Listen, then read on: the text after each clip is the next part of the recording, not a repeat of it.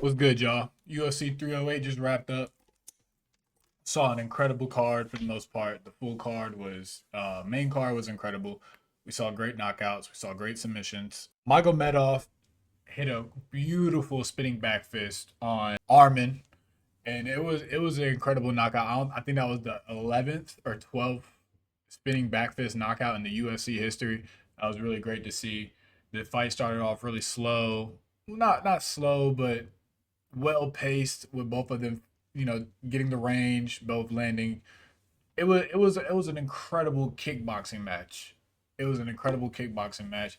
They were both landing beautiful leg kicks in the beginning, and it just ended with Magomedov finding that spinning back fist in the second round and just laying Petrosian out.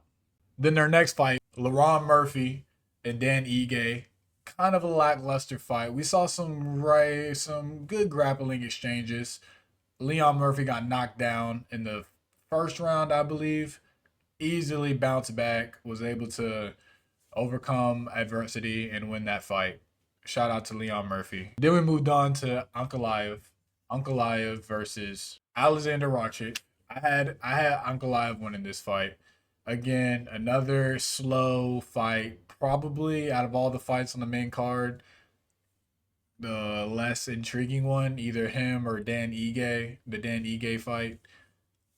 I mean, the Dan Ige fight had a knockdown and some good grappling exchanges, so I guess that fight was more exciting. So I'm gonna go Ankalaev for the most lackluster fight.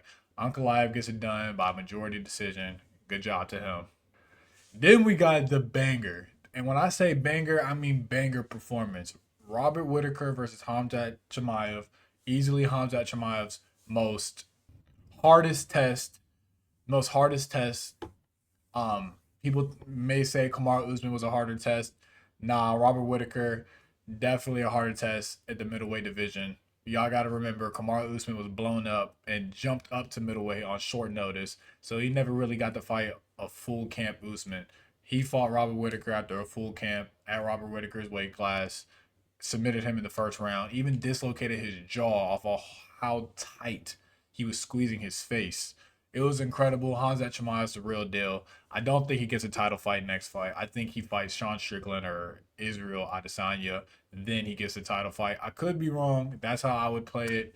But UFC is all about pay-per-views, and Hamzat Chimaev sells, and Hamzat Chimaev as champion would sell too. So we move on to our main event. Ilya Taporia versus Max Holloway. Man, this one hurt me, bro. Max Holloway was looking really good until he wasn't, man. I believe it ended in the third round. Ilya Taporia just landed a nice flush down the middle strike, put Max on the back foot. Then he came around and hit a nice left hook. I believe it was a left hook. It just laid out Max Holloway, followed up with some hammer fists. Max Holloway was on the ground. Really sad to see Max Holloway get knocked out for the first time. It was really sad to see that happen. But hey, man, Max Holloway, you've always bounced back from your losses. You're still the BMF champion. You'll come back and you'll do great things. Honestly, if I was Max Holloway, I think you stay in the lightweight division. I think you'd find great success up there when you're not weight cutting as bad. Stay in the lightweight division, defend that BMF belt, even go after the lightweight belt. And yeah, man, UFC 308. I give the whole card a 7 out of 10. I had high expectations. It wasn't as good as I thought it was gonna be. Also, Cyril Gahn and Alexander Volvic. I hope I pronounced his name right. Their fight got canceled, so that also kind of sucked.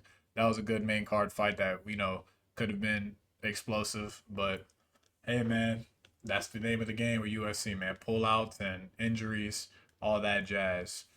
But yeah, man, see y'all when I see y'all.